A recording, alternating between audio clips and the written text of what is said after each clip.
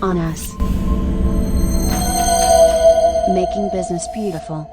ONUS mission is about making business beautiful by fusing it with art and culture. Today we will discuss about the difficulties of operating in the everyday life and how philosophy helps us to face these challenges and to focus on the opportunities. I'm Fiordi Pernaska. I'm Pirro. And today we have a very special guest, Blendi Salaj, with whom we will discuss all the opportunities and the challenges that philosophy helps us address in the best way to face life in the most efficient and with the less difficulties possible. Thank you for being with us, Blendi. It's good to be here. I wanted to clarify, first of all, that when we talk about philosophy, we're not talking about philosophy in the sense of, university studies or anything like that. We're talking about a simple philosophy as a way of life. Stoicism in particular as a way to face challenges, to face every day, to face difficulties, your boss, if you have to, and make the best of it. And also as a way to train yourself to be your best self every day. Yeah. Here. So basically, I'm curious, how did you run into Stoicism in the first place? What was your first approach into this type of philosophy? Pretty late, actually, because I gotta say this: ancient Stoics. Stoicism has particular. It's been the same practically forever. There's no new developments in Stoicism. It's what it is from the times of Epictetus and Marcus Aurelius and Seneca, and all these guys lived about 2,000 years ago, and they faced challenges, I think, more difficult conditions than we do today. For example, Epictetus, who is like the original Stoic, he was a slave for a good part of his life. He was a slave. He was sold and bought like merchandise. And I'm surprised that I had never heard about Stoicism till I was about 35. I might have heard about it in passing, but I wasn't, faced with it as I did about that time. So a good friend of mine, and this relates to business as well, who is an entrepreneur. He lives in the States. He's Albanian. And he's into this T-shirts business, and he's selling things to fashion thieves that are about Albania. He's like serving this to the diaspora a lot, so you can buy a T-shirt with Skanderbeg on it or something that's, double. It's sheepfold, right? Yes. Yeah, I know the brand. Yeah. So I bought it out. Yeah, I know I bought as well. So he gifts me this book, Meditations by Marcus Aurelius, and he says, well, I hope you enjoy it. It's had an impact on me, he says. So I hope you like it. And it was in English. It's my only copy of Meditations to this point. I still have it. So I get to read it, and not right away, because I had other books and I was reading things. And so it took me about 6 months to a year maybe till I'm like, okay, it's time now. And I grabbed the book and started to read it. And as soon as I read this stuff, it's amazing. And it speaks to me. And Marcus Aurelius, he was the emperor of Rome. He was the most powerful person in the world. He was the richest guy in the world. He commanded armies from Asia to Europe and everywhere else. And these are his own notes. So in a way, if Marcus Aurelius found out that people was going to read his notes in the future, he might have been mortified. He didn't mean it to publish. It was personal. It was very personal. Like his journal. It was his journal. Yes. It was his own journal. He's talking to himself. That's why it's not the most... It's a beautiful book. But it wasn't written with the intention of being read by other people. He just talked to himself. Like, don't do this today. Oh, you did this wrong. Oh, you fool. Yeah, you have to be grateful for things and everything. So it's simple. So the book is structured in this way. Like a note. Yeah, it's mostly notes. And I think people during the time, they took these notes and they kind of structured it to read more like a book. So it's got some chapters, but it's the guy talking about different issues. And Stoicism is basically about worrying about what is in our own control and not worrying about things that are outside of our control. Say if it's raining and your plane is late, no amount of screaming is going to make the plane come in time. So you don't worry about that. You go, it's outside my control. What you worry about is, what am I going to do with my time? Yeah. I have 8 hours. How am I going to use this 8 hours? So this is the way it works, basically, in a simple example. You don't worry about the outside, you worry about the inside. There's a lot of people I notice who, for example, with the shows on TV, some people watch Big Brother and they worry about it too much. They scream at the television. They become emotional, very emotional. Yeah. And the people that are in the house, they don't even know that these people exist, and they don't know them personally at all. And it's like, you are doing it to yourself. If it's making you angry, if it's making you, feel negative thoughts and feelings and all of that, it's you. It's not them. It's you who's causing it. And so things can come your way, but it depends on how you face them. So you prepare yourself for everything. There's a story that they tell. There's a Zen story about this Zen master who had a cup. He had a beautiful cup. It was like his favorite cup, and he drank with it all the time. And he used to say that the cup is broken. The cup is broken, and he said that for years. And his friends would say, "Well, your cup is fine; it's not broken." Because no, the cup is broken. And then one day the cup slips from his hand, falls on the ground, and it breaks. And he says, "Well, the cup is broken." So he had prepared himself all this time for the moment of war when things might happen. So this Stoicism is also about that, about being ready about everything, because there will be tough days. We will all die. The people will get sick.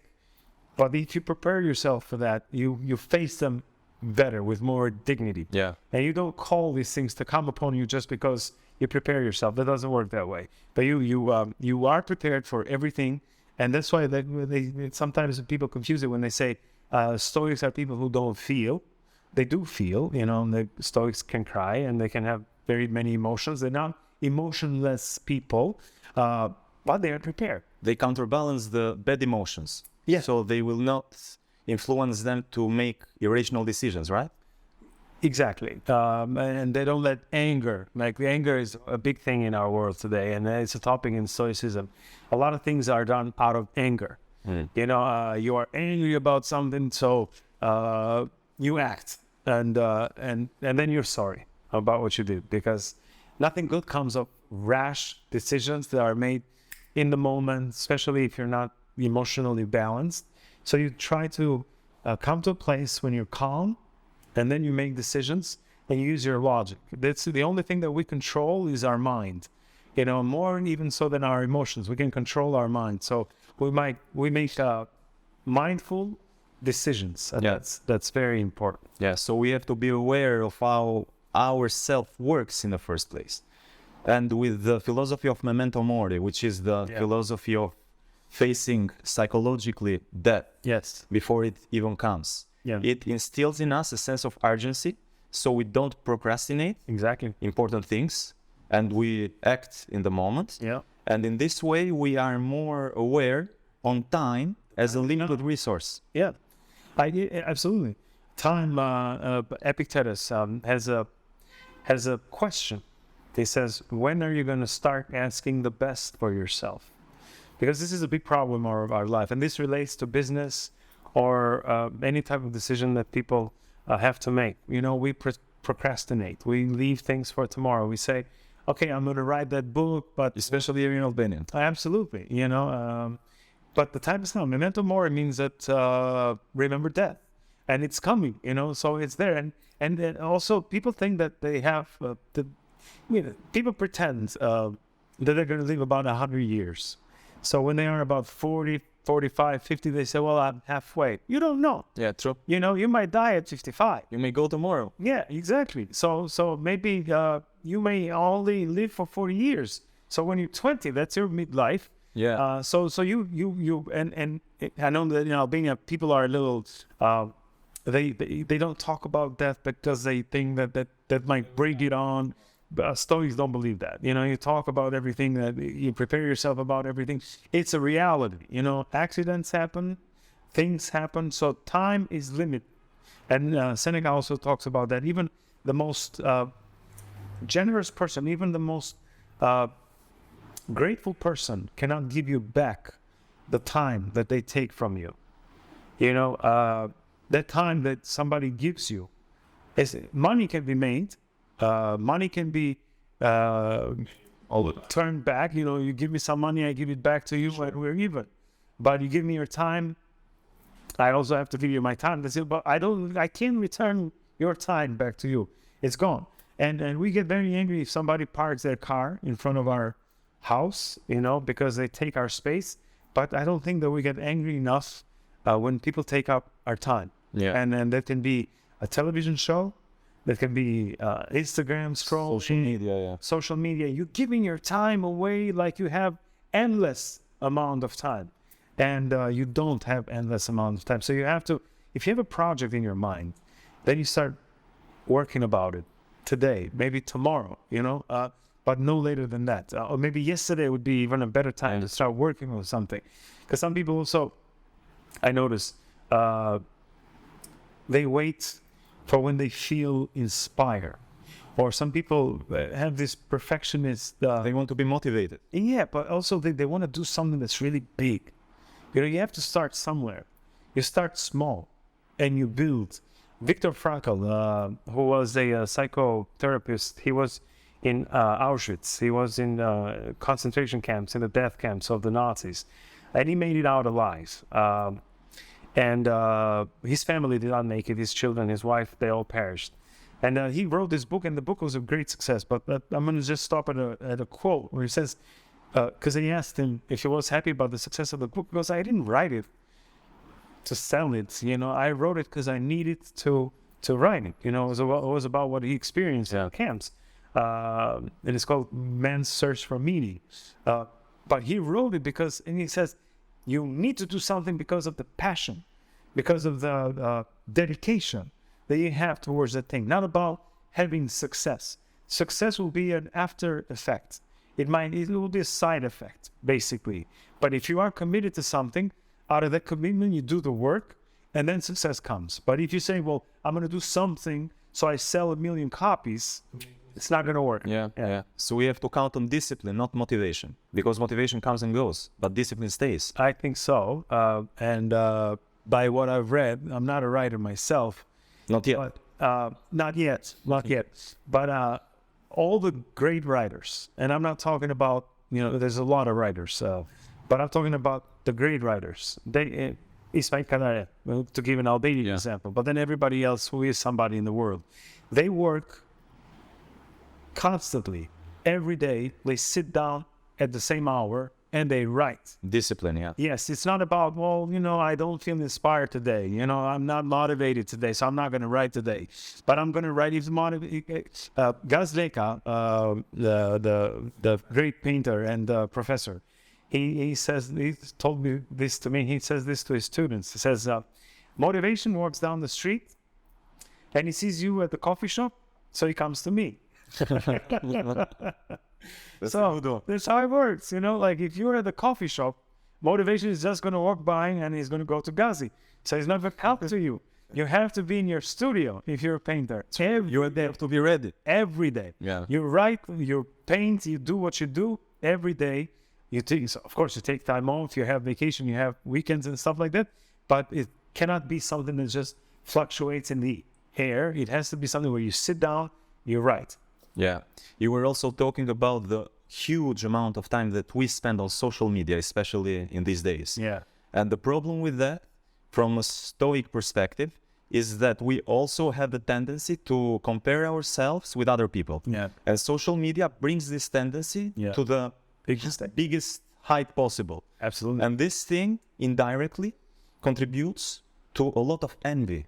Yeah. So basically people subconsciously feel a lot of envy of other people that are achieving or are having a better life than they are. Supposedly, yeah.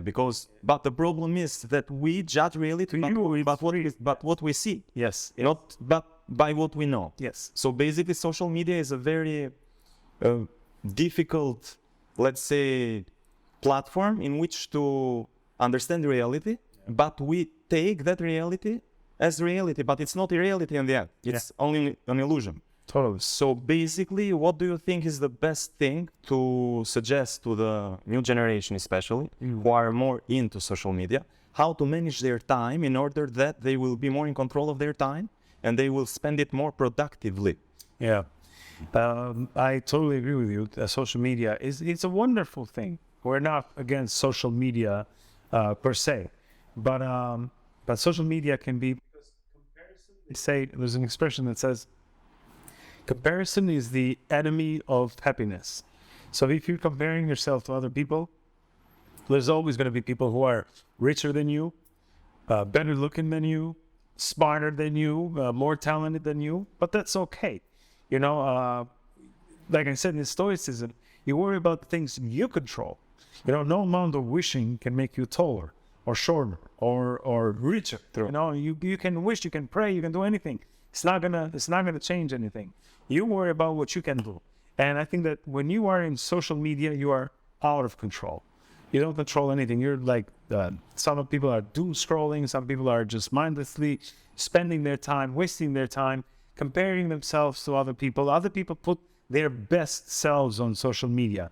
You know, you don't see them when they are feeling down, when they are depressed, when they are, I don't know, they always see them eating fancy dishes, going to fancy places. It's a facade, you know. Even myself, I don't photograph myself in the restroom, you know, and put it on social media. But There are also people that do that, by the way. I guess. But what I would suggest, there are some ways to control it. And then I read in the New York Times just yesterday that 36% of Generation Z, so the young people, confess, they say, that they feel that they use too much social media. So they become aware. 36% they say, yeah, it's way too much for us. There is some ways because, you know, and it's not our fault, because every time you hear the whistles and the signals from, you know, you get an email, you get a WhatsApp message, you get an SMS, you get something. And they say, there's an intolerance, there's a natural intolerance for the unknown. You know, as human beings, we want to know. Like, it might be danger, it might be important, it might be an accident, it might be something I need to respond right now. So it's a natural inclination to open it up and to see. And they had done this study in 2004 and then again in 2021, where they studied people working, and they saw that how many times they interrupted one task for another. And now in 2004, they were interrupting themselves every 2 minutes. Now it's like 44 seconds. Wow. So people spend only 44 seconds doing one thing, and then they go to another one. They're not focused. They're not focused because it's like Instagram stories or shorts. You know, your attention span is becoming smaller and smaller and smaller, and you are restless. So one thing that they suggest, and this is not me, but this is scientific, is that you make yourself read 20 minutes a day out of a paper book. Just 20 minutes a day, so don't get scared, not the end of the world. But also there might be some good reads, you know. But if you read, they say, for 20 minutes a day, because if you read online, our brain, text that is online, we perceive it differently, because it's something that is scrolling, it's something that we need to consume fast, and you miss information. But the way you read out of a old style book is more engaging. So if you do this, they say, then it helps with concentration. Also, if you say to yourself, when the Pomodoro technique has something like this, you're gonna check your messages every 15 minutes. So for 15 minutes now, I'm not gonna check my messages. And I wasn't checking my messages. I was just, but for 15 minutes, you don't check your messages. And then you have a signal that goes off. So you are allowed to check your messages after 15 minutes. Then you concentrate on your work for another 15 minutes. And then you check your messages again. You know, even before you start, you check your messages, you check your Instagram, you get like a charge, you know, so that you go easy into this. But then after you try this for a few days, and you go to 20 minutes. Then you say, okay, I'm going to interrupt my work every 20 minutes. I'm going to check my messages. And you can turn it into 30, 40 minutes. And that, you know, slowly you will regain your concentration. people lived in the 90s, in the 80s, in the 70s, just fine. We didn't have these things. We didn't need to call each other, video call each other, SMS each other all the time, and we still had relationships. We had Much more meaningful. yeah, in a certain friendships. way. We still met our friends. We had conversations. Yeah. Life was Totally different. totally different, and I think of a higher quality. Yeah. I am suspicious, and of course, these are great gadgets. I love technology, and I love what it can do for us, but I don't think that socially it has improved our way of life that much. So basically, the thing that technology is doing is dividing people in a certain way. And basically, the other thing that we have to be aware of is the way that this technology is contributing into our self-isolation. So we have to be more aware on to have social interactions because at the end, we are social animals, we are social creatures. And it doesn't matter how talented we are, but we have to be able and we have to be good at social interactions as well. Because if we are not, then the talent cannot be materialized.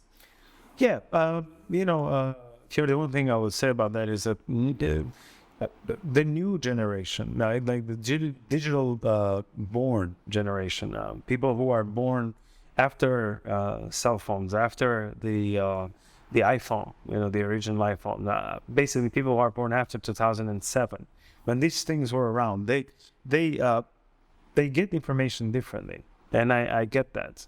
I'm not one to say that you only get information from books. No, you can watch videos on YouTube, and you can learn a lot that way.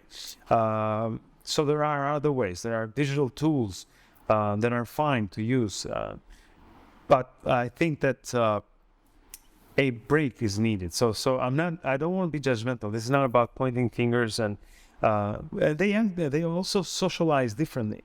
When they are with each other on their groups or whatever, they are socializing. They have friendships, they have relationships, they talk to one another. They exchange ideas, they exchange feelings.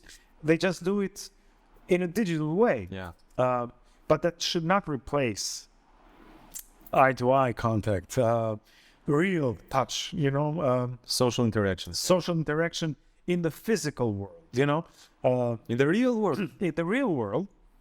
But to them, that's real as well. Yeah. That's all they know. It's been around since they were born. Like my daughter is 3, and she can use cell phones brilliantly, better than I can. And sometimes you wonder and you worry as a parent. You said, well, is this good? And so I'm not a Puritan of some sort that say, well, no cell phones or limited, but some control should be added. Yeah, sure. And I just worry about, are you getting the best for yourself, or are you wasting your time and talent if you are only on this? It worries me what worries me a lot is video games. And video games are cool. I play video games, GTA and other ones. Yeah, GTA especially. Yeah. But I think it should, it should not be your whole world. I worry about some kids, some 11, 12 years old, who all they know is Minecraft. They only want to talk about one topic all the time. And, there's other things that you are missing at the same time. And I've seen kids who are interested in the planets and nature and what's underneath the ocean. And then they get into this video world of video games, and they lose interest in everything else. That's just beautiful. So they have a lot of information. Basically, they need to enter a low information diet in such a way that they will be more able to focus on what's important, right? I think structure is needed. Some structure is needed so that you play. Everything. One of the things in Stoicism is moderation. There's courage and discipline, and moderation is one of these 4 pillars of Stoicism, which means, we're going to have a drink with our friends, but we're not going to stay drunk all the time. Yeah. You're going to have time off, but you don't just chill the whole time. You need to get to work as well. You shouldn't work all the time. That's also unhealthy. and harmful. People who are alcoholics, they only work. They don't Working for work's yeah, sake. yeah. And they forget why they are working. Because you start because you want to make your family happy, you want to make yourself happy, you want to make some money, then you make more money and more money and more money. Then it becomes all about money. And then you don't see your family anymore. And your children, you think that you're going to buy the time you've lost by giving them gifts. And they don't care. They want their dad around. They want to have a conversation with their father or husband or whatever. So you started to work to make your family better, but then work eclipses everything else, and that's also not healthy. So everything should be in moderation. That's In equilibrium. Yes, absolutely. And I think that some of the most successful people in the world, they have an equilibrium. They have found that. I don't call successful somebody who only works weekends, weekdays, nights, days, till 5 a.m. That's not a successful person.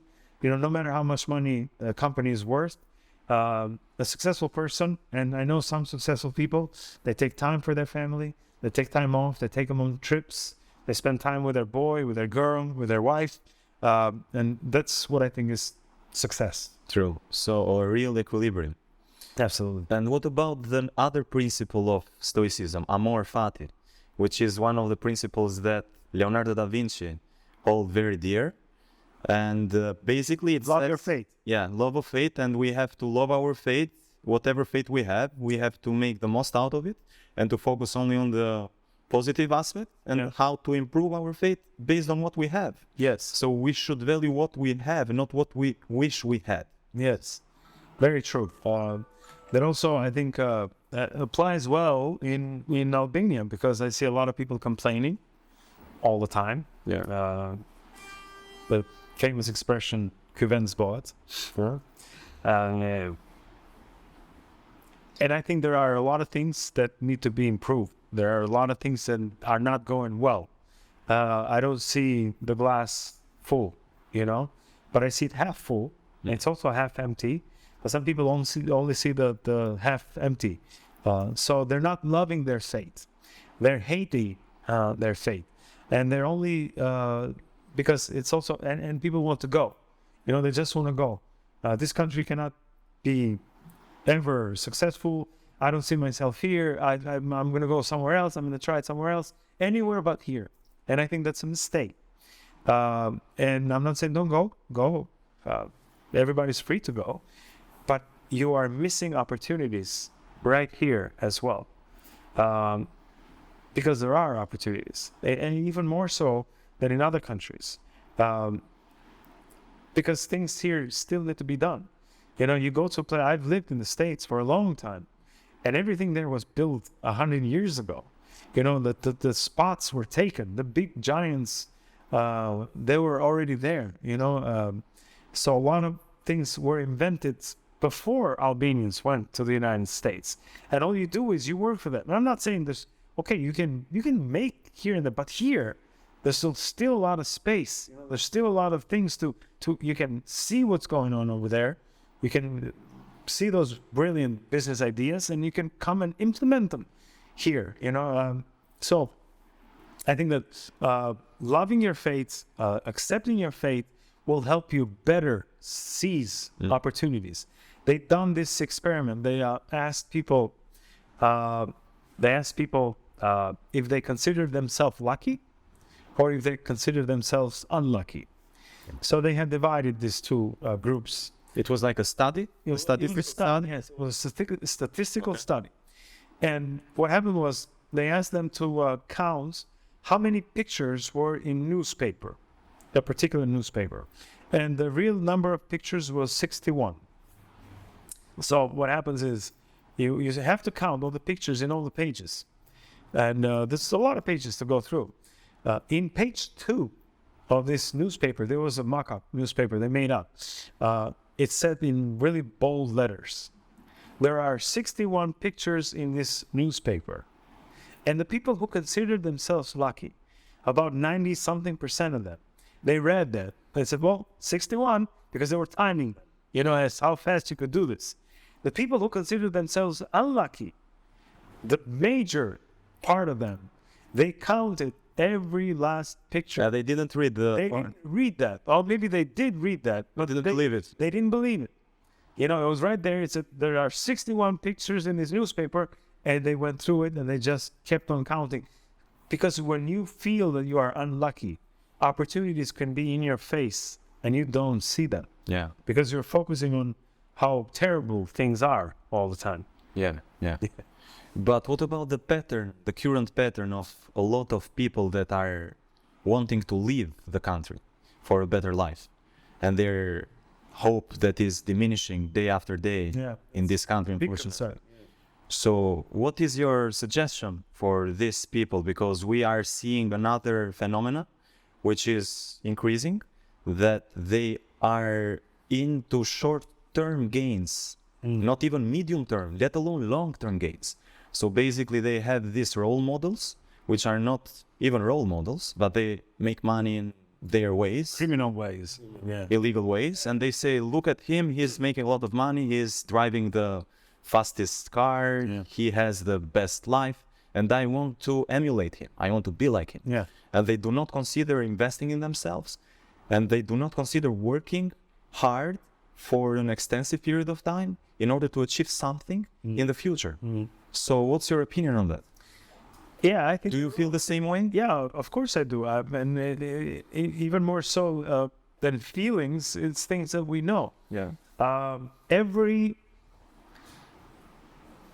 We have time for a little story.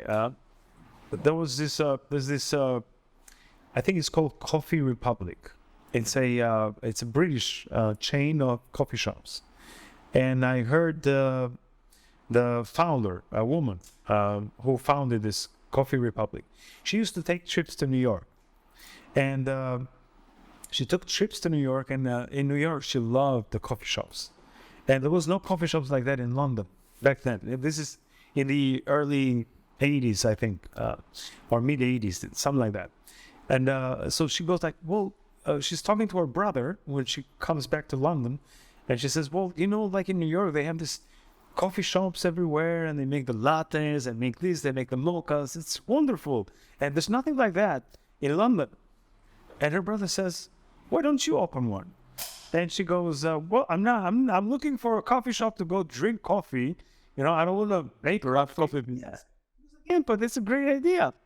Like, let's do it. So they take the tube, and they step out of every station in the ring to see. And there's none of these coffee shops, this type of coffee shops in London at the time. So they go like, well, you go. Now we know that there are none, so we can open one. And they go with this idea to banks, and they go to, I think, 50-something different banks. Whoa. And they get 50-something different no's. People, you know, nobody wants to invest. They don't see the idea, the potential. No, they don't see it. You go like, no. And then she talks about another company that's even more famous, an American company, who had received about 280 no's when they went to the bank for investment. So she says, I felt like I had been abused with 50 rejections, but somebody else had taken 280 rejections, and this 280 is a huge, it doesn't come to mind which one, but it's a big company right now. So she says, and that's the thing what I wanted to get at, all these great success stories, as this Coffee Republic is right now, they don't come in 2 months, in 6 months, in It's a process. It's a long process. You have to want it. You have to suffer through it. You have to invest even your last dime. You have to invest your time. You have to sleep in sleeping bags at the stores. You have to eat sandwiches for a while. You know, you have to commit yourself. It doesn't happen overnight. I hate is not the right word, but I hate this people pushing the idea of overnight success. There's no overnight success. None of the great writers were made overnight. None of the great business people, none of the great businesses, brands that we know, they all have a story. I love those biopic movies when you see the story behind things that we know and love today, how things came very gradually, very slowly, and it took a lot of work and a lot of, you know, hardship as well. So, yeah, if you have an idea, go for it, but be prepared and be committed to if you believe in it, if you are committed in it, it will work, but not overnight. Yeah. Never overnight. So there's just no overnight success. None of the great actors, were just discovered by chance one day, and then the next day they had a movie in movie theaters. They were actresses that were little kids, a lot of them. They about LA and how many, there's thousands and thousands of actors in LA who live, they sleep in bunk beds sometimes. They have very little to eat. They're aspiring actors, and they go to auditions every day. True. And a lot of them will never going to find out about them because they're never going to make it. But only a few make it, but they all suffer through it. Yeah. Till we make it. What comes easy and fast will leave you just as fast. I guess so. So basically, that's the main point here. Yeah. But it's very difficult to make the current young generation to believe this part. Yeah, but that's also the fault, I think, of the political situation. You see the examples and the media as well. I will add because you see these people who are rich. Like one of the terms, and let's address this a little bit. If I were a businessman, I would be very upset at how easily the word businessman is used in Albania. Every human trafficker or drug dealer who has put some money on, suddenly is referred to as a businessman. And a successful one. Yeah. Furthermore. Yeah. And if I were a businessman, I'd be no. It took me a long time, and it takes a lot of work, a lot of thinking, a lot of time to be a businessman. It takes schooling as well. You put yourself through school, not necessarily, but oftentimes it's great to go to a good business school and learn something. You're not a businessman because you have money and gold chains. That's not business. It's money laundering. But the media says, well, the businessmen got shot, because they do get shot in the end. They get killed by their rivals, and then they kill No, nobody kills business people. They are ex-criminals who have turned into business people, and that's why they get shot. Yeah. So yeah, let's have some respect for those who are in business. So we are promoting the wrong role models. Absolutely, we Indirectly. yeah, Or even directly. even directly or indirectly, because I remember this was an issue with young African Americans in the United States in the 90s. All the role models were rappers. Yeah. Everybody wanted to be Dr. Dre, Like 50 Cent, yeah. like 50 Cent, But you got millions of black kids in America, and very few of them are successful rappers, very, very, very few. But they need to have more role models. They needed to. They are working on that. But like doctors, black doctors and black lawyers and black business people, entrepreneurs. Yeah. Not everybody like one mode rapper, Yeah. And it's not realistic because you can try, but maybe you could get yourself through school and open a store and open a business and become a famous mechanic. A famous doctor, a famous lawyer, a famous something else. Not necessarily all need to rap. And they notice that. They notice that all our children are looking up to is rappers, not even actors. They didn't believe they could be black actors, just rappers. And they changed that because you can be anything and you don't necessarily have to be a rapper. So for young people today, you notice in the news that they want the big cars, they want the fancy clothes. Easy and fast money. Yeah. And you see people because this image, this models. I notice sometimes children or young people, I should say, on the streets, and they're wearing this super luxurious brands, and they're fake. Yeah. They're fake, but they feel a need Just to show off. Yes, and I can tell that they're fake because that outfit, can cost like 1,000 euros or maybe 2,000 euros if you bought them at the real store, And in a country where your mom and dad together pull in about 1,000 euros a month, Maximum, yeah. and then it's to go for For everything. for everything, for food, for clothing, for you don't dress like that. I'm talking about simple. I'm not talking about those who are Well off. yeah, well off, or it could be children of people who have a lot of money. I'm talking about people who live very simply, will take the bus, but they're flashing the Pradas and the whatnot, and that there's a, and I'm like, maybe you can wear something simpler that maybe fits you Less better, flashy. and you don't have to compare yourself. But and it's not their fault. It's because they say, well, this is success. But to me, it becomes ridiculous in a way, because that it's not who you are. You're not there. You're driving a very cheap car that costs less than your clothes would cost. True. So why do that? Who are you trying to impress? Why do we need to impress? True. And that you'd be freer if you don't do that. Yeah. But basically, the poorest the country is, the more this phenomena comes into place. Yeah. And another thing I think it is important to discuss is the opportunity that each and everybody has to have multiple sources of income. Though they are working in a 9-to-5 job, or I don't know if they are working remotely for less than an 8-hour job a day, every time they have an opportunity to have a side hustle in which to generate another source of income. Yeah. Wise words. I've read this advice from Warren Buffett, for example, and other successful people. So you have a nest of eggs, not just one egg, but few eggs. Diversification. Different sources of income. You do, as you said, side jobs, side hustles. I do that myself, and it feels good. It feels good because sometimes your side hustle can become more profitable. Your main hustle. Yes, absolutely. Or if you, in my case, it's true. That the amount of time that you spend on it compared to the amount of time you spend on your day job is much smaller. So in minute by minute, it's much more profitable. In my case, I do counseling.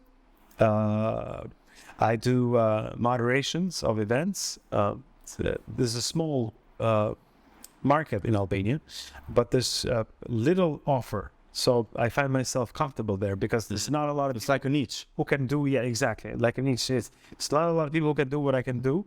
And I do very well because now I also have experience. It started suddenly. I went to this one event for the, Swiss embassy. They had their 4-year strategy projection. And there was a lot of institutions, a lot of government people, a lot of half of the parliament of Albania was there, and a lot of from the business sector. So I killed it. I did really well. And then my phone started, because they all have events that they want to do, and they all came to me. Like maybe not all of them, but a lot of them came to me. So by doing more, you get more exposed. So other people are invited to these events. They see you do it. They say, well, he does it well. When we have our event, we call him. You do it in English, you do it in Albanian, you do it in another language. I'll do it for you. And also, being a journalist helps because you can take the material, you synthesize it, and you project it really well. So I can do, and I've done in the same day or the same week, events that are about energy conservation, events that are about domestic violence. It's like universal. Absolutely, any kind of topic, but you need to work on it. For sure. You need to study, so when you go, you satisfy your client. You can contribute. It's not only about wearing a nice suit. It's not about you. That's the main point. It's not about you. It's about them. It's about the client. It's about the event. It's about the topic. You never overshadow that. You are a frame, but they are the picture. You're just the frame. Yeah. Because some people make this mistake. They think because they might be famous, and sometimes they take people from TV, and they are good moderators. They make it about themselves. But they make it about themselves, and they forget, they cross those lines, and then the client doesn't call them back, because it needs to be about what the client needs. That their needs are first. So always have a side hustle. It's not easy, but say, well, I don't even have one job. How can I have 2 jobs? You can, and you can find your thing where you are good at. Your calling. Yeah. Yeah, and sometimes I didn't know that I had this calling. We get it out without the black. It came to me, but it was something that I continued doing, and really it has been, even if I got fired from my job today, it wouldn't be a problem. It wouldn't be a problem. Yeah, it wouldn't be a problem because I can still do this and I'll still make good money, and that will be comfortable for me. So you allow and you save. That's a good advice too. You save. You always try to save. Yeah. I see a lot of people, they get some money, they try to spend it, they try to live it up to a point, but always try to save some money, because It's very difficult nowadays, though. yeah, it's Very difficult. but it's possible. Yeah. I think it's possible. Depends on what you feel you need, because it's also this consumerism. True. The culture promotes it a lot. Yeah, you need to buy this. You need to have the latest. Like this phone, I've had it for about 2.5 years now. Supposedly, I know people that change them every 6 months. And this phone is fine, And the phone I had before this, my son broke it by accident, and I felt so bad because I had it for 2 years, and I love the phone. Oh, you were obliged to change it then? Yeah, and it feels good to have something to make use of it, for a long time. Yeah. Till it doesn't Work and fulfill your needs. Yeah, it needs. I work with this thing. This is my work life right here, so it needs to be good. But I don't feel the need to have the latest version. And plus, phones lately, these new versions are not offering all that much. It's pretty much the same. Yeah, exactly. Just the model changes. Very, very minor, market. aesthetic changes. They are brainwashing us to switch to the newest phone, even we don't get more value out of it. Yeah, one interesting things that I read recently. This was in the New York Times. One of the hottest items, digital items for Generation Z, for young people, was digital cameras from the 2000s, like those point and shoot cameras when they first became digital. So no film, but like I'm talking about the Canons and the Olympus and the Nikons and the Those film look. Yeah, well, they had no film, but they were like around 2006, 2007. They came out. They were digital, but you had the card, and you put the card in the thing. But now they're taking them from drawers of their parents. They're using them because they feel that the phone. It's bored, and to have everything in one place, they feel it's boring.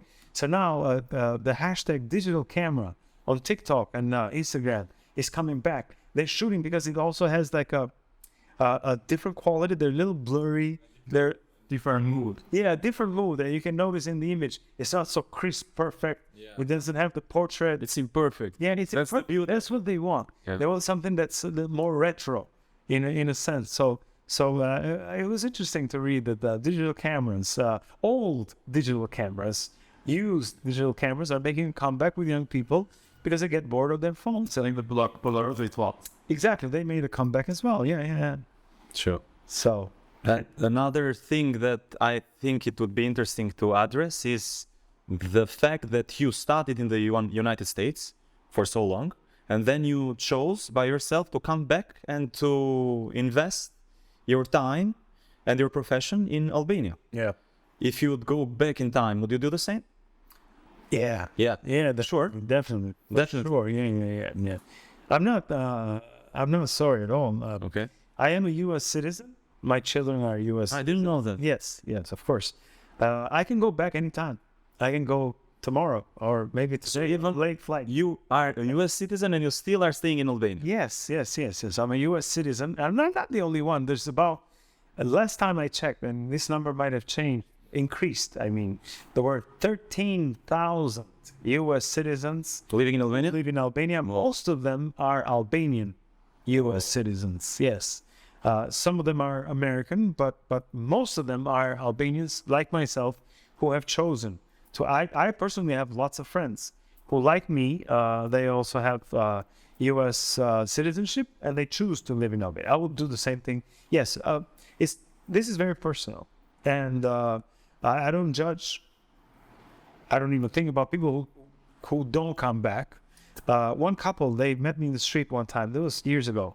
And they said, well, they noticed me from television, and they knew that I had been in the States. And they go, should we do the same? I'm like, I'm not I'm not advising you on that. I'm not saying come and then you're disappointed, because I know people who came and they left again. They turned to the They United just States. find themselves. They didn't find themselves, and some of them were more talented than I. They just sometimes it's more fun, it doesn't work. It doesn't work. You don't find that, or you have a much better opportunity in the United States. You can't ignore. Like for somebody who, I'll tell you. So I am satisfied. I think it worked for me. It worked in my case. The line of work that I do, I'm a journalist. I'm on television. I do radio. Counseling, yeah. So I'm fine, and I make good amount of money here to have a comfortable life. So I'm set. But if I were a graduate from a finance higher institution, and I were offered a job on Wall Street that would be paying me $400,000 a year, It's another story, yeah. it's another story. I can understand. Depends on the circumstances of people. Absolutely. So yeah, if you have, and I know this, a friend of mine has his daughter in a school like that, very expensive school. He can afford it, so she's finishing. She's going to be a top graduate from this top-notch school, but they've spent more than, I'm not going to say the exact amount, but at least $300,000 on her education, at least. More than that, maybe. So they want a return on that. They want a return on that money. Yeah. So if you spend $300,000 to go through college, you want to work for somebody who can make that money back, and that's not here in a legal way, So you need. We are only talking about legal way. Exactly. So you need to work in London, you need to work in Milan, you need to work in Manhattan. You need to be into this where you get a well-paid job. Yeah. So you make a return on your investment. But then for other people who want to, a lot of Albanians who went to the U.S., who got business ideas, who got through schools. My school cost me some money, but it wasn't that big of a deal. About $20,000 a year. Okay. Or so. So about 80 in total. But not 300,000, not 500,000. So it's not the same deal. And they come to Albania. They buy land. They invest. Grow grapes. Yeah. They buy olives. They invest in they open startup companies, restaurants. Yeah. So they can do things. So not everybody is working on High Street or Old Street or Main Street. They are building their own thing. They are building their own things here. And they make very calculated decisions, and they start their own companies. Car rental companies. I've heard all sort of things that they do. And Albania is, like I said in the beginning, it's a country that needs investments, needs ideas. So when you come from the United States, you have seen things, there that are the norm that nobody's doing over here. So it doesn't need to be your original idea. You have to implement them in this market. Exactly. Like one of the people that I know, they were the first to start. Now how every taxi has Yellow one. Yeah, but they have an ad on top of them. They have a number about the business, or about the. Yeah, exactly. In 2008, nobody was doing that. All the cabs were driving around Tirana, and nobody had an advertisement on them about nothing. So a person that I know, they came from Manhattan, from New York. They lived in New York, and in Manhattan, every cab had advertising on them, because you go around the streets and people can see. And they were the first to implement this. So they contacted a lot of taxis, like I think about 200 taxis, and they installed those things on top of them.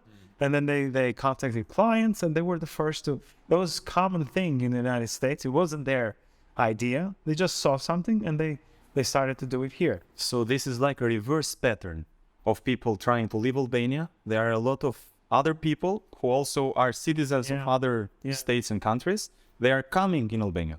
Yes, and there are also because they see potential in the opportunity. You have foreign investors. When we talk about foreign investment, you don't need to come to Albania with your children and wives. If you put your money in Albania, that's a way of coming into Albania. So there's people who see the potential. There are risks in Albania, the higher risks than in other countries, but higher risks mean higher profits as well. True. But yeah, I see the people who just absolutely want to leave, or people who don't understand why people would come back, are usually people who've never Experience. lived. Yeah, that's true. They are idealizing. Yes. So they might have been to the United possibilities. States. They might have been to Europe. As tourists. The place as tourists. It's another They spent some time, but they never lived. They never worked. And the thing is that, they are great countries. I love the States. I absolutely adore the country. It's my home away from home. It's Your second home. I grew up there, so I have a lot. I was very young when I left, and everything that was important in my life happened to me there. I have very, very tied, very deep connections to the United States. But it's not paradise. There are difficulties there as well. There's taxes you need to pay. Pros and cons. Yeah, absolutely. So it's not like every penny that you make, you keep it. You have to pay back. You have to invest. You have to pay rent. You have to. Yeah. I don't know. So You have to live in that I country. know a lot of people who are there and not very happy. Yeah. Just surviving. so people are saying, yeah. Some people say, why did you ever come back? And then some people who have the freedom, they say, are you stupid? And I'm like, no. That It happens to me as well a lot of times. yeah. And they see you like you're stupid. And we're not stupid, you can make life anywhere. I know people who are from America that are not Albanian in any way, that have chosen to come and that there are more Americans around the world than on any other nationality. Americans are everywhere. I was reading this in the New York Times the other day. Americans are everywhere. You pick one country in the world, they've got Americans living there. Most Americans are in Mexico, believe it or not. Because it's near. Yeah, it's near, and they have ties, and there are Mexican Americans who choose to go and live in Mexico. But there's Americans here in Italy and basically everywhere else. Yeah. So they are expats. True. You have them in Asia and Japan and the Gulf countries and Africa. There's Americans everywhere. So America is not the only place where you could live. You can make your life as an expat somewhere else, and it's not such a particular thing. It's a thing that happens very commonly. Yeah. So we can give a suggestion to all the people that are experiencing a hard situation nowadays, and they are in between staying in Albania or leaving Albania for a better life because their hope is diminishing from day to day. We can suggest them to enter Stoicism so they can be more counterbalanced in the case of negative emotions, and they can focus on the opportunities because there are always opportunities. And what we can suggest them is to do a proper pros and cons list. So if they leave the country, what they are going to gain and what they are going to lose. Yeah. So their decision will be more rational, and they will be prepared for what is expecting them to happen in the country that they are willing to live to. So I would like to close this podcast with a quote from Seneca himself. Seneca said that philosophy offers counsel. So I think that this podcast demonstrated the power of the Stoic philosophy and on how it helps young entrepreneurs, young professionals, individuals of different fields to address the problems of life and to navigate through the path of life in the least resistant way possible to achieve their goals and to achieve success. So I would like to thank you for being with us today. That's what I was going to say. If you are a young entrepreneur, watching this or listening to this, and you are working hard, pick up a book from Marcus Aurelius, Epictetus. They are in Albanian, in English, Seneca as well. Yeah. And it will only help you. If you are, hitting an 8, you're going to go a 10 or 11. It's going to push you forward. And they are nice reads. They're books you keep in your pocket, you keep in your car, you keep in your table somewhere, and you go through them. You don't have to read them from beginning to end and you're done. They just, it's like an inspirational thing, but it will take you to the next level, for sure. Thank you for being with us. Thanks for having me. ONUS. Making business beautiful.